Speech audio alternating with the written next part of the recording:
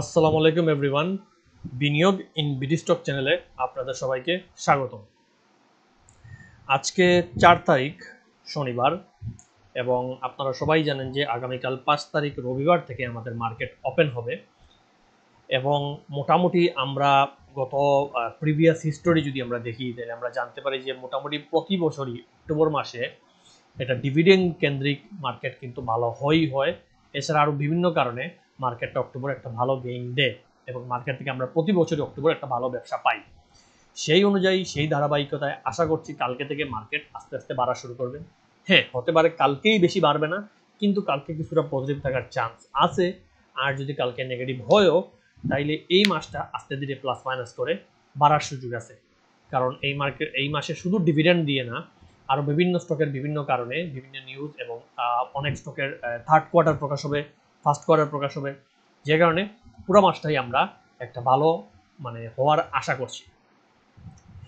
তো তারই ধারাবাহিকতায় আপনাদেরকে আমি আজকে কিছু স্টক যেগুলো এই মাসে মোটামুটি ভালো করতে পারে সেসব নিয়ে ধারণা দিব, অথবা গত মাসে আপনাদের কেনা স্টক, যেহেতু আপনারা অনেকেই কমেন্টে করেন, তো কমেন্টের ভিত্তিতে ওই স্টকগুলো আমি বাছাই করে আনছি যে কোন স্টকগুলো কত যেতে পারে সেটা নিয়ে আপনাদেরকে ধারণা দেওয়ার, যাতে আপনারা যদি কিনে থাকেন তাহলে কততে সেল দিবেন সেটা সম্পর্কে একটু জানতে পারেন।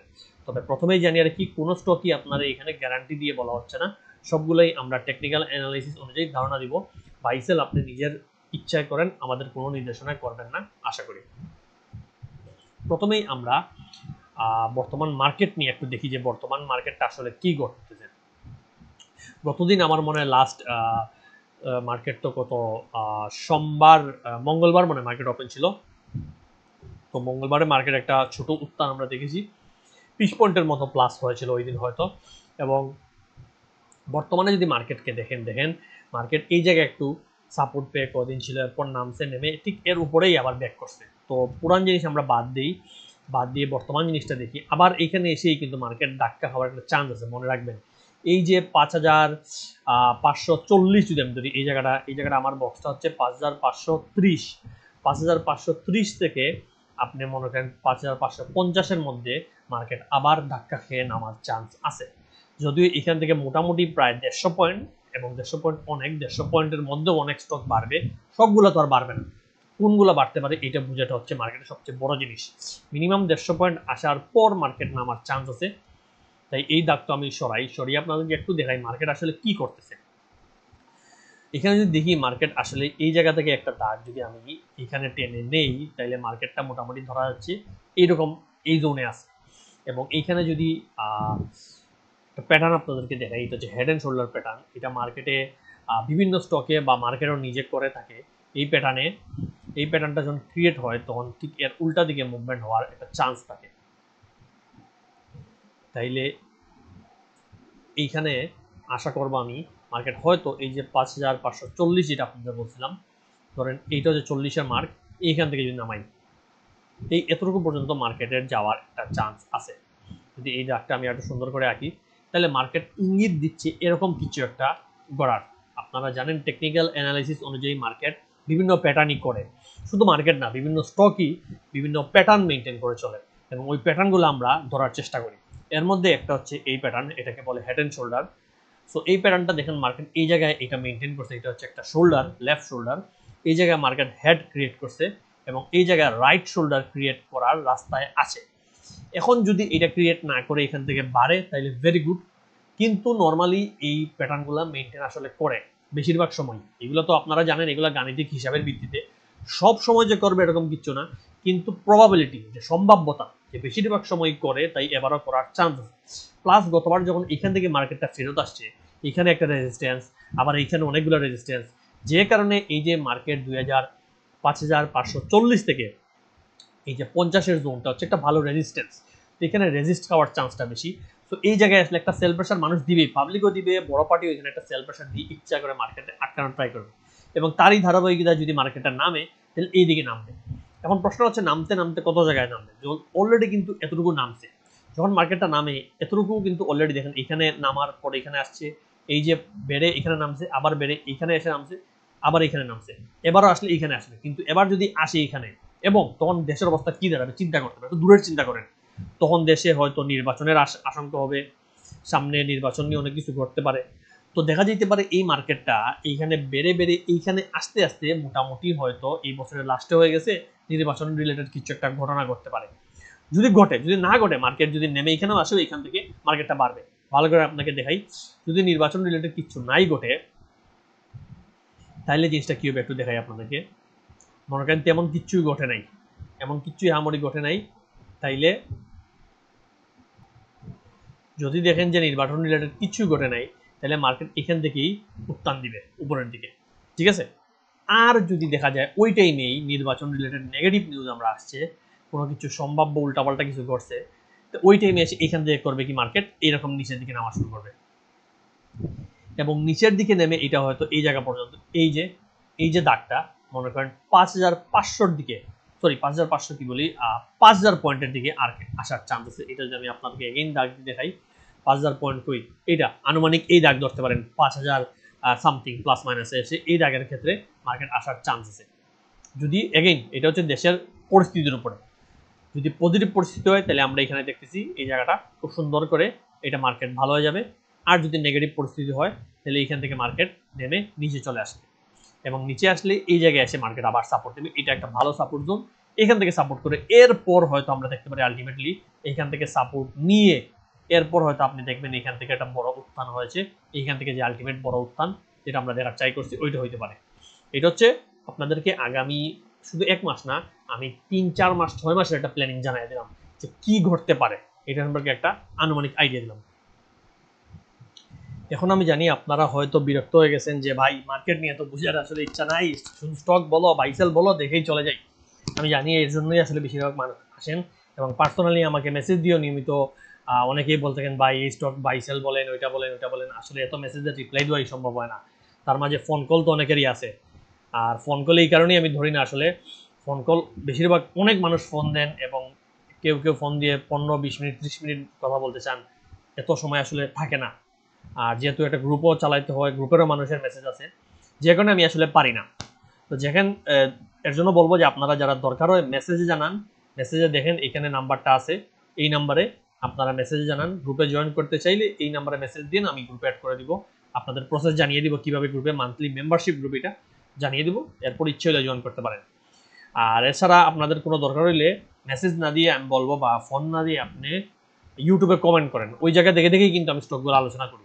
পার্সোনালি মেসেজ দিলে আপনার একজনের মেসেজ আমি একটা রিপ্লাই দিব, কিন্তু এখানে ইউটিউবে কমেন্ট করলে 10 জন মানুষ দেখবে, তো দেখা যাবে যে সবার প্রবলেমটা সলভ হয়ে যাবে।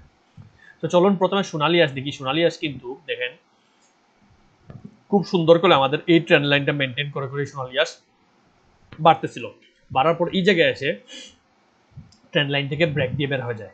এখন হয়তো আবার এখানে ঢোকার চান্স আছে, কিন্তু চলেন আমরা এই ট্রেন্ড লাইনটা আপাতত সরিয়ে চিন্তা করি সোনালী আঁশ এই জায়গাটা আসলে করলো কি।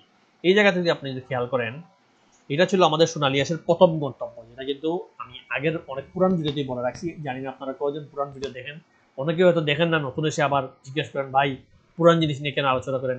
পুরান জিনিসগুলো দেওয়ার উদ্দেশ্যই হচ্ছে আপনি যাতে পুরান জিনিসটা দেখে বুঝেন যে পুরান যে টার্গেটটা একজনের ভিডিও উনি বলছে হিট করছে, নতুন যেটা দিবে ওইটাও হিট করার চান্স আছে। তো এই জিনিসটাই বোঝানোর জন্যই যে আপনাদেরকে পুরানো জিনিস দেখানো হয়। দেখেন পুরানো আমরা এই জায়গায় টার্গেট সেট করছিলাম, খুব সুন্দর করে সোনালী আঁশ এই জায়গায় টার্গেটটা হিট করছে, করে জাস্ট এই বক্সে ঢুকেই পরের দিন থেকে নেমে গেছে, কারণ যেহেতু মার্কেট খারাপ। এই জায়গায় যদি আমরা দেখি সোনালী আঁশ এখান থেকে এরকম একটা ট্রেন্ড লাইন মেনটেন করে করে সোনালী আঁশ নামতেছিল। এইটা যদি দেখি এই বক্সের ভিতরে সোনালী আঁশ এইখানেই ধাক্কাধাক্কি করে ওঠার সময়, যেখানে এইখানে ধাক্কাধাক্কি করে উঠছে, নামার সময় একসময় নামছে, নামার পর এই জায়গায় এসে ব্রেক দিছে। ব্রেকআউট করার কারণে মনে হচ্ছে সোনালী আঁশ আবার যে বাড়ার যে চান্স, সাথে যে ভলিউম এবং অনেক কিছু মিন করতেছে, ভলিউম সোনালী আঁশ আবার বাড়ার একটা চান্স রয়েছে। তো আবার যদি বাড়ে তাহলে সোনালী আঁশ এবার যদি বাড়ে, এবার আশা করি ভলিউমটা যদি এইভাবে গ্র্যাজুয়ালি বৃদ্ধি পেতে থাকে, তাহলে সোনালী আঁশ প্রথম কথা হচ্ছে যদি ভলিউম না বাড়ে, মার্কেটের ট্রেন্ড না হয়, মনে রাখবেন একটা স্টকের কিন্তু ট্রেন্ড সৃষ্টি হবে, ওই ট্রেন্ডটা যদি না হয় তাহলে তো আলটিমেটলি বাড়বে না, এটা ধরাটাই আমাদের কাজ। তো এটা কি ট্রেন্ড রেডি হয়েছে কিনা, আপাতত মনে হচ্ছে ট্রেন্ড হবে, কিন্তু হইতে পারে কালকে থেকে এই ট্রেন্ডটা নষ্ট হয়ে যাবে, হয়তো পারে স্মার্ট মানি কালকে বের হয়ে যাচ্ছে, তখনই তো ট্রেন্ড নষ্ট। এই জিনিসটা আপনাকে বুঝতে হবে, ট্রেন্ডটা নষ্ট হয়ে গেলে আপনিও বাকিদের সাথে বের হয়ে যেতে হবে। স্মার্ট মানি যদি বের হয়ে যায় তাহলে আপনি থাকার কোনো মানে নেই, আর স্মার্ট মানি থাকলেই ওটা স্টক বাড়বে। এই জিনিসটা মাথায় প্রথমে ঢোকাতে হবে যে আমরা পাবলিক কোনো স্টকের দাম বাড়াই না, স্মার্ট মানি বাড়ায়, আমরা জাস্ট ওদের সাথে সাথে চলে লাভ করি আর ওদের বিপরীতে গেলে আমরা লস করি। এটা হচ্ছে মেইন পার্থক্য। তো দেখেন এবার যদি সে একইভাবে কন্টিনিউ করে, এবার আমার মনে হয় এই যে 260 এটা সে ব্রেক করবে, এবং 260 যদি ব্রেক করে তাহলে পরবর্তী টার্গেট হবে তার এই যে 290 এর যে জোন, এই যে গ্যাপটা আছে এই গ্যাপটা সে ফিল আপ করবে। এই জায়গায় যদি আমি ড্র করে দেখাই, মনে করেন 290 থেকে 300 যে জোন, এই জোনটা আর একটু সুন্দর করে দিলে, হ্যাঁ এই জোনটা আপনি দেখবেন এই জোনে সে পরবর্তীবার যাওয়ার চান্স আছে। এবার যদি সফলভাবে এটা ব্রেকআউট দিয়ে সে যায় 260, তাহলে নেক্সট জোন আপনি এটা আন্দাজ করতে পারেন, এটা হচ্ছে সোনালী আঁশ। এরপর আমরা যেটা নিয়ে আলোচনা করব, আরেকটা স্টক যেটা আপনাদের ফেভারিট, অনেকেই বারে বারে মেসেজ দিয়ে জানান, এটা হচ্ছে সোনালী পেপার। এবং সোনালী পেপার অনেক আগের ভিডিওতে দেখাইছি আমি, আমার মোটামুটি সোনালী পেপার সব আলোচনায় কারেক্ট লাগছে। আমরা এখানে কিনেছিলাম এবং এই জোনে কেনার পর দেখেন এখানে একটা সেল জোন ছিল, এটা ক্রস করছে, এরপর এটা সেল জোন ছিল, এটাও ক্রস করছে, এখন এইখানে এসে নামছে। এখন যদি এখানেও দেখেন, এগুলো আমি একটু সরাই ফেলি যেহেতু এগুলো আর এখন কাজে লাগছে না। আমরা এই জোনগুলো ছিল সেল জোন, দেখেন এই জায়গায় সোনালী পেপারে কিন্তু যখন একটা স্টক অতিরিক্ত বেড়ে যায়, এরপর স্টকটা একটা ছোটখাটো ডাউন ট্রেন্ড নর্মালি নেয় এবং ওইখানে কারেকশনে আসলে বুঝতে হয় যে স্টকটা কি আসলে ডাউন ট্রেন্ড চলতেছে নাকি, মানে স্টকটা কি নষ্ট হয়ে যাচ্ছে নাকি। তো সোনালী পেপারে যদি আমরা দেখি, এখানে যদি আমরা ট্রেন্ড লাইনগুলো মিলাই, তাহলে দেখা যাবে সোনালী পেপার এই ট্রেন্ড লাইন মেনটেন করে করে নামতেছিল। ঠিক যখন সোনালী আশেরটা দেখাইলাম এক্সাক্ট এই স্টাইলে সোনালী পেপার, এবং যদি এখান থেকে নামতে থাকলো তাহলে তো নেমেই যেত, কিন্তু সেইখানে এসেই ট্রেন্ড লাইনটা একটু সুইচ করছে, এখানে একটা ব্রেকআউট দিছে। ব্রেকআউটের পর এখানে কিছু সেল প্রেসার আসছে এগেইন, এই জায়গাটা তো একটা সেলের জায়গা, 300 টাকা হচ্ছে এই জায়গা সেলের জায়গা, অনেক মানুষই সেল দিছে। এখন যদি আলটিমেটলি আগামী দিন থেকে আবার যদি মানুষ কেনা শুরু করে, ভলিউম পায়, তাহলে চান্স আছে সোনালী পেপার বাড়ার, কারণ এই ব্রেকআউটটা আশা করছি সঠিক ব্রেকআউট। এবং তবে বাড়লে সোনালী পেপার মনে রাখতে হবে বেশি বাড়ার যে চান্স ওইটা কিন্তু নাই, বেশি বাড়ার মতো মার্কেট এখন না। যদি নেক্সট বাড়ে, আমি একটু উইকলি চার্টটা দেখে আপনাদেরকে জানাই। নেক্সট সোনালী পেপারের জোনটা হচ্ছে মনে করেন এই যে জোনটা, এটাও আমি অনেক আগে এঁকে রাখছি, এই যে জোন 320 থেকে 340 জোন, এটা হচ্ছে সোনালী পেপার নেক্সট জোন। তো 320 থেকে 340 জোনে সোনালী পেপার নেক্সট ঢোকার চান্স আছে যদি মার্কেটটা এইভাবে পজিটিভ হয়ে যায়। তাহলে সোনালী পেপার যেহেতু এই জায়গায় সুন্দর ব্রেকআউট দিচ্ছে, আমরা উইকলি চার্টও দেখতেছি, তো এটা বাড়ার খুবই চান্স আছে। যদি আপনার কাছে থাকে হোল্ড করেন, কিন্তু এই জায়গায় কেনাটা কিন্তু রিস্কি মনে রাখবেন। এই জায়গায় কেনার ক্ষেত্রে আপনি প্রপার স্টপ লস নিয়ে ঢুকবেন এবং রিস্কটা মাথায় রেখে ঢুকবেন, লস হইতে পারে, হইলে লস নিয়ে বেড়ে যাবে। কারণ এত দাম বাড়ার পর এখন আপনি 300 টাকায় যদি এসে কিনে মাত্র 48 টাকা বাড়বে, 40 টাকার জন্য কিনে, সেটা তো অফকোর্স রিস্কি। এই জিনিসটা নিজেকে জিজ্ঞেস করবেন, থাকলে হোল্ড করতে পারেন। আচ্ছা, এরপর এশিয়াটিক ল্যাব নিয়ে আমরা আলোচনা করবো। এশিয়াটিক ল্যাবেও আমার পুরোনো ভিডিওতে আপনি দেখবেন এই জায়গাটা আমি টার্গেট সেট করে দিয়েছিলাম, এবং এশিয়াটিক ল্যাব মেবি তখন এই জায়গায় ছিল 40-50-এ, এবং বেড়ে বেড়ে এই টার্গেটটা হিট করছে। হিট করার পর টার্গেটটা ক্রস করে এশিয়াটিক ল্যাব আবার একই জায়গায় এসে রিবাউন্ড করছে, রিটেস্ট করছে। এখন এশিয়াটিক ল্যাব যেটা মনে হচ্ছে, যদি Asiatic lab again Asiatic lab যদি সব ভলিউম মেনটেন করে চলতে থাকে, তাহলে এখনও এশিয়াটিক ল্যাব ডাউনে আসছে এটা আমি বলবো না। এশিয়াটিক ল্যাবও আপনি যদি তাকায় দেখেন, এই জায়গায় একটা ছোটখাটো কারেকশন মেনটেন করছে, এটা ছিল এশিয়াটিক ল্যাবের একটা কারেকশন।